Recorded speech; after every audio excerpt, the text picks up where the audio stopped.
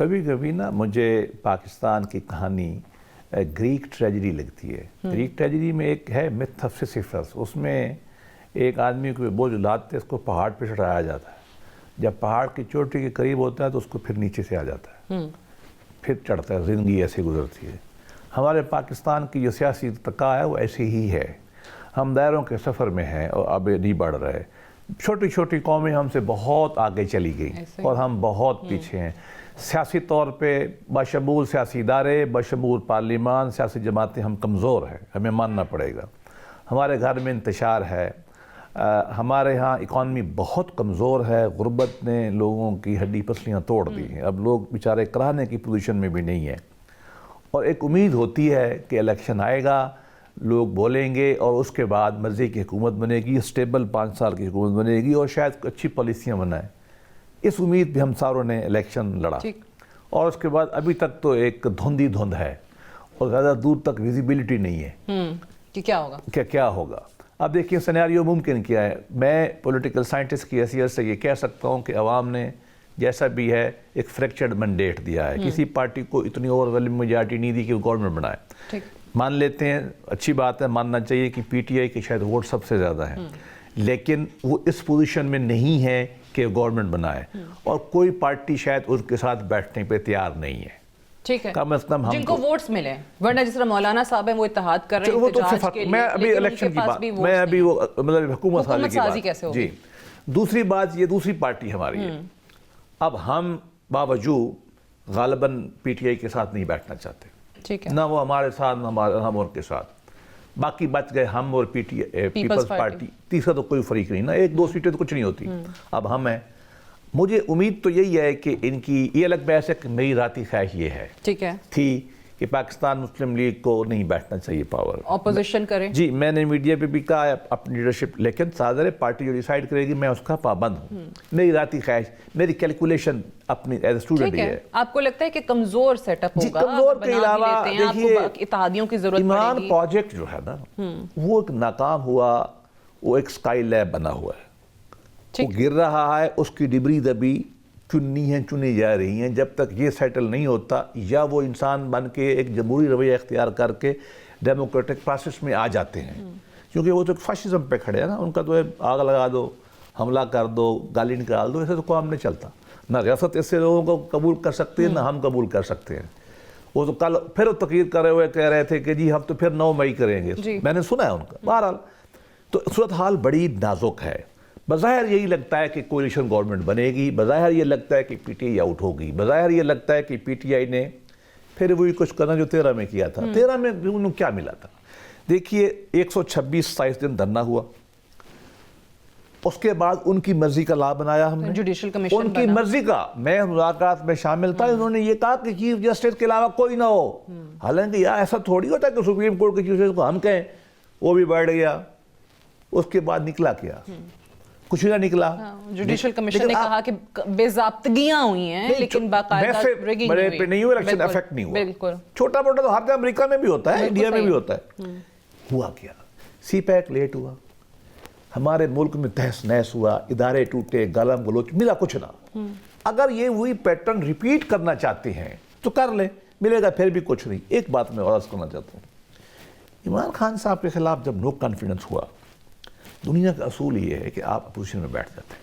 جمہوریت یہ ہوتی ہے نا, جیتے ہارے یہ چلتا رہتا ہے. اور دونوں کی برابر کی ویلیو ہے, عوام دونوں کو دیکھ بھال کے چنتے ہیں. یہ ہماری گورنمنٹ ہے, یہ ہماری اپوزیشن ہے.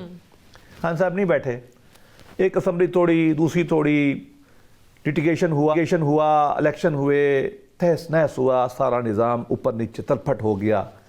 اب اگر پھر وہ اپوزیشن میں بیٹھنے پہ تیار ہیں, جو بیٹھنا پڑے گا ان کو, تو یہ پھر ملا کیا. غالب کا ایک بڑا اچھا شعر ہے کہ میرے قتل کے بعد گر اس نے جفا سے توبہ, ہائے زود پشیماں کا پشیماں ہونا. آپ پھر اپوزیشن میں بیٹھ رہے ہیں, آپ اس وقت بیٹھ جاتے. ایک اور سیناریو آپ نے کہا اپوزیشن میں بیٹھنے کا, تو جب عمران خان صاحب, ان کی جماعت اتنے سخت الفاظ مولانا صاحب کے لیے استعمال کرنے کے بعد جب یہ ان کے در پہ جا سکتے ہیں, تو کیا پیپلز پارٹی کے پاس نہیں جا سکتے؟ پیپلز پارٹی کے ساتھ مل کے نہیں حکومت بنا سکتے؟ میں اچھا نہیں لگتا کسی کے بارے میں بات کرنا. ہمارے ہاں پی ٹی آئی نے نا گالم گلوچ کا بہت کلچر بنا دیا ہے. مولانا کا کیا کیا الفاظ استعمال کیے, کس نے اس نے کہ صحافی خاتون کو کسی کو چھوڑا انہوں نے, اب سب کو پتہ ہے, سب کی ٹرولنگ, ہم کو گالی گلوچ.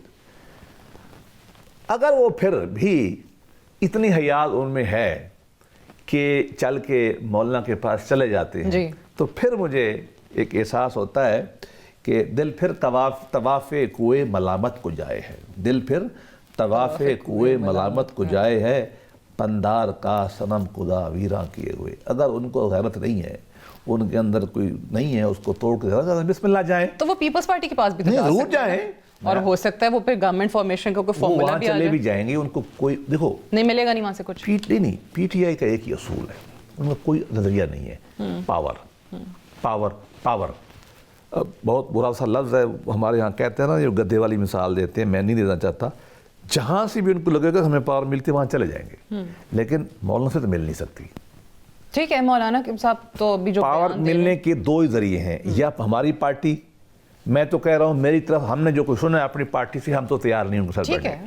باقی پی ٹی آئی تو یہ عدم اعتماد والا گیا, یہ آپ لوگوں کو جنرل باجوہ اور جنرل فیض نے کہا مجھے تھا. اتنا نہیں پتا, مجھے یہ پتا ہے کہ اگر کسی کام میں سارے ہی شامل تھے تو گناہ گار پھر کچھ نہیں ہو سکتے. مولانا صاحب سے پوچھا جانا کہ پھر آپ نے ساتھ کیوں دیا تھا, اگر واقعی غیر آئینی کام تھا. دیکھو پھر سارے گناہ گار ہیں اگر ہے, لیکن میں اور بات کروں گا, میں کہوں گا سب کو خدا رہا, میں روایتی خاندان سے نہیں ہوں, مڈل کلاس سے آیا ہوں, ایک ایجوکیٹڈ آدمی ہوں, سو کالڈ ایجوکیٹڈ.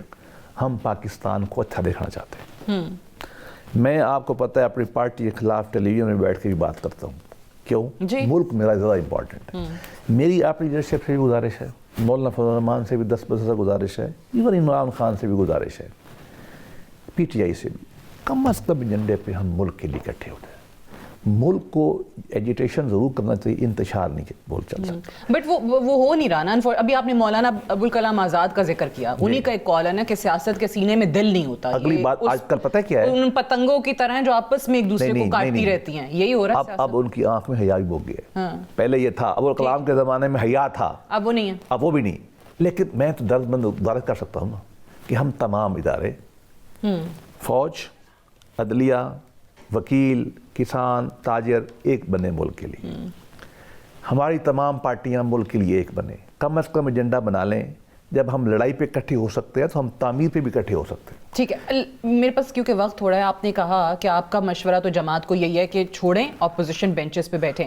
لیکن اگر آپ کی حکومت بن جاتی ہے, شہباز شریف صاحب کیونکہ آپ کے نومینی ہیں, بن جاتے ہیں وزیر اعظم, مخلوط حکومت ہوگی جیسے آپ نے خود ذکر بھی اس کا کیا, لانگ ٹرم چل سکے گی؟ کیونکہ مخلوط حکومت کا تو تجربہ آپ نے ابھی ریسنٹلی 16 مہینے دیکھا ہے. اگر پاکستان پیپلز پارٹی وزارتوں میں نہیں آتی پھر تو انتہائی ویک ہوں گے. انتہائی ویک ہوں گے. اس کی وجہ کیا ہے؟ صدارت انہوں نے لینی ہے, گورنر انہوں نے لینے ہیں, جو کہہ رہے اخباروں میں آ رہا ہے. National assembly, chairman senate, governor, ساری پاور ملائی ان کے پاس, رسپانسبلٹی ہمارے پاس, لوگوں کے گلے, ہمارے گلے لوگوں کے ہاتھ جو ہونے چاہیے.